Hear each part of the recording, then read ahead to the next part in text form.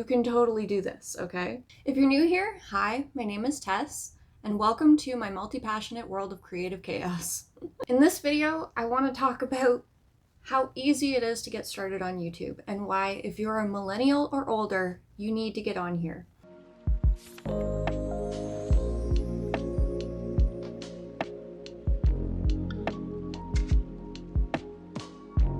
You don't need fancy equipment or a fancy expensive camera or lighting or all the bells and whistles to get yourself started.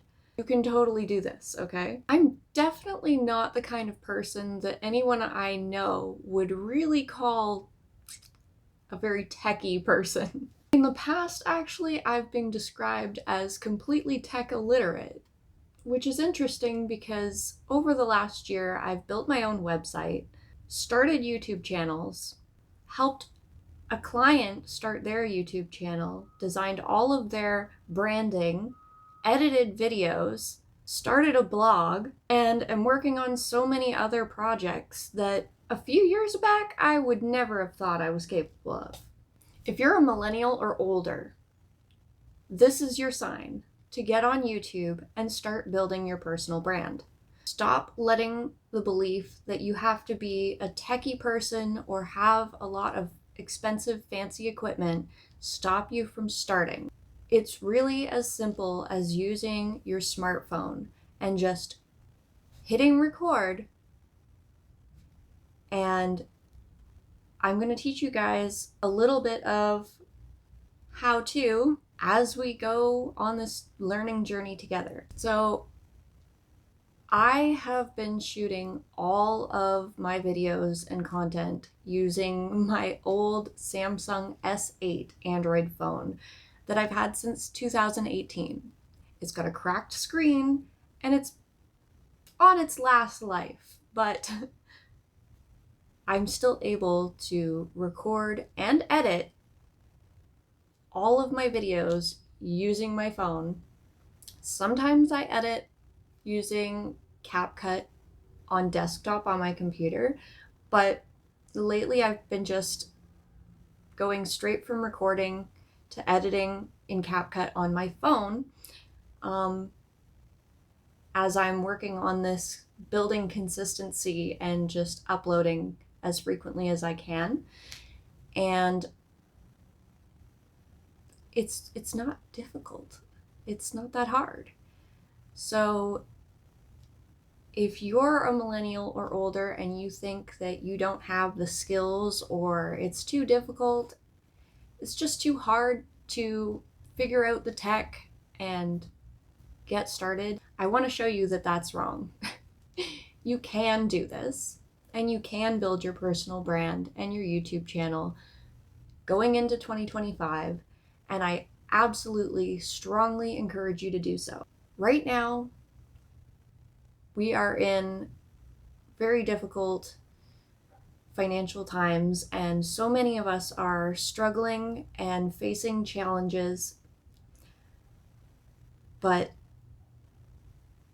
this is all the more reason why I encourage you to start your channel now.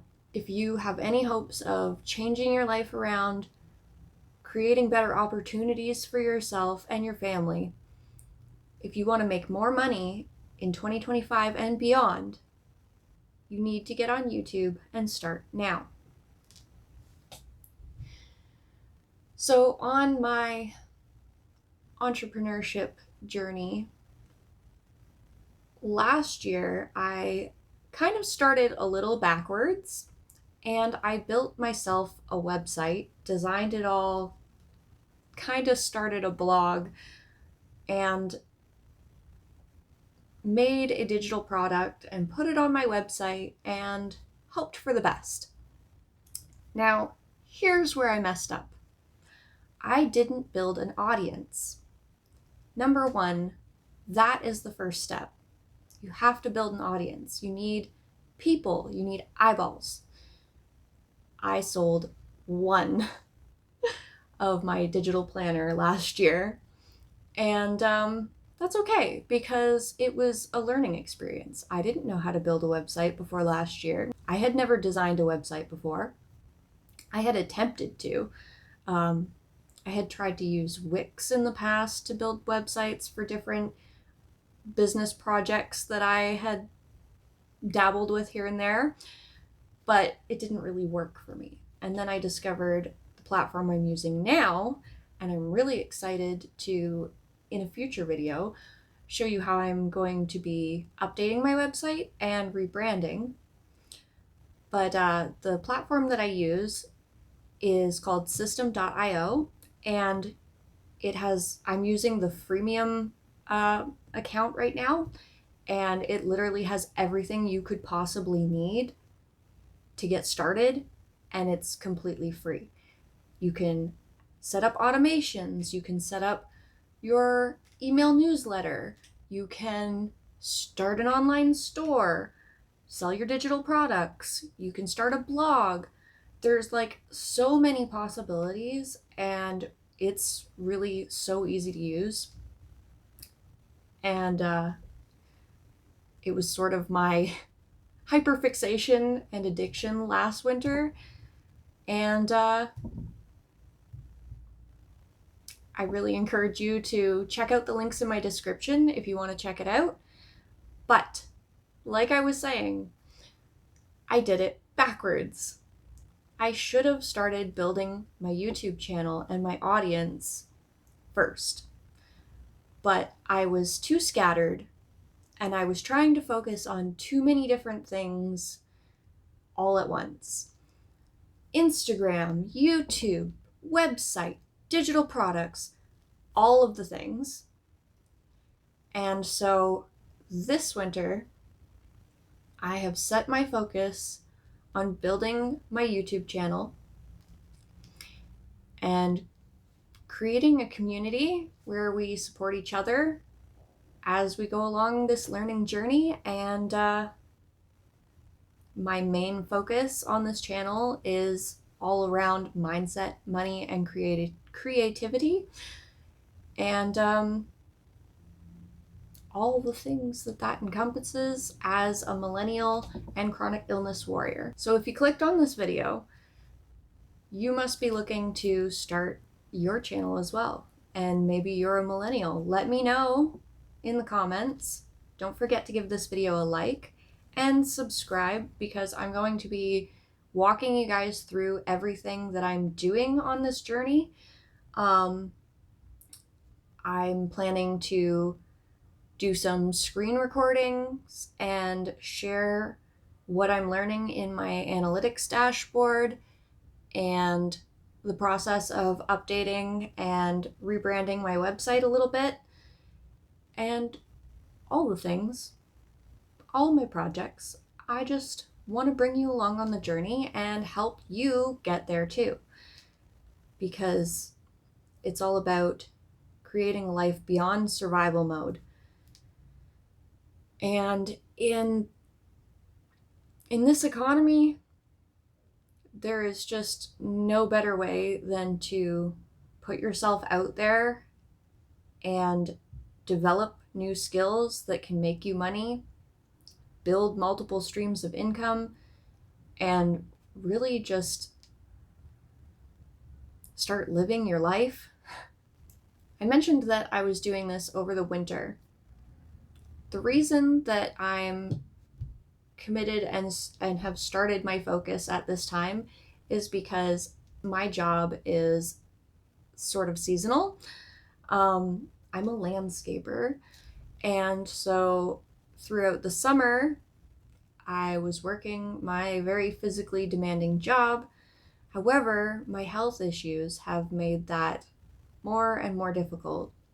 I struggle with extremely low blood pressure, so sometimes I might show up and just be a little low, a little less energy, just because I'm on my own chronic health journey. But I've decided to stop letting that stop me. And I hope that by sharing my journey and showing you that it's possible, you guys will do the same. And you'll see that if I can do it, so can you. Back on the topic of technical skills and the equipment you need to get started. Like I said, I'm using an old phone. The other equipment that I have is I have this ring light tripod, and the light isn't on right now. I'm using the natural light from my bedroom window. The other thing I have is I have this little tripod, and I put my wired lav mic on the small tripod just because I found it annoying having it clipped to me. And when I was holding it in other videos, I found I could hear my heartbeat or just rustling and moving around, and it just wasn't working. But I really love the sound on this mic, and this is fairly old as well. I'm pretty sure I bought this in probably 2020.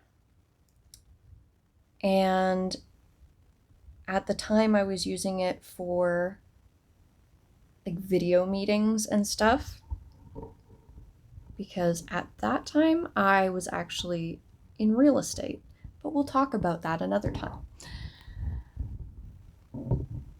So those couple of items, or 4 items, my phone, my ring light tripod, the small tripod, and the lav mic, are everything that I've started with. Those are my usual equipment.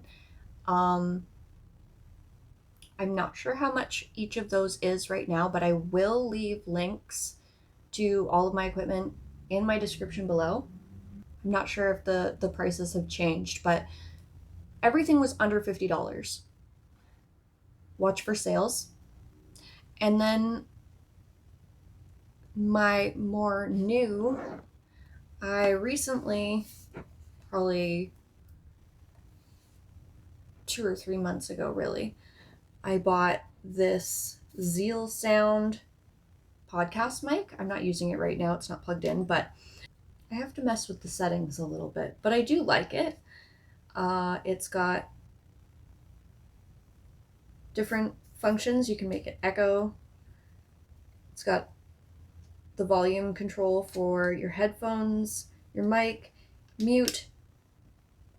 It's a USB as well, and it has a headphone jack in the bottom so that you can hear yourself while you're recording, which is very helpful sometimes. And so that's my newest piece of equipment, but you totally don't need that in order to get started. Like I said, I started and I'm currently still using my beginner setup, which is very basic, very bare bones. And like I said, for lighting, I have the ring light tripod, but also I'm trying to mostly use natural sunlight. And the more you can do that, find your angles and find the best lighting situation for you. And another point is try to find just any space that you can in wherever you want to record that's as quiet as possible and where you're not going to be disturbed as much as possible. And just start sharing. Set up your phone and your tripod and hit record. If you don't have a tripod, that's okay. You can totally just prop your phone up somewhere, use whatever you can. The other thing I would like to give you a tip on is I actually have a mirror. Before, I was recording with the front camera on my phone, and that was a big mistake because the back camera on your phone is better quality than the front camera on your phone. And also, when you're using the front camera, it is so hard not to be looking at yourself on the screen instead of looking at the lens that's recording you, so that you actually look like you're making eye contact with the camera or with your audience. So what I'm doing now is I have actually put a mirror a small wall mirror behind my phone and tripod setup, so I can see, just by glancing over, I can see that I'm in the frame, that you can see me, and I'm mostly centered, and there's nothing obscuring my camera situation, and this is working so much better.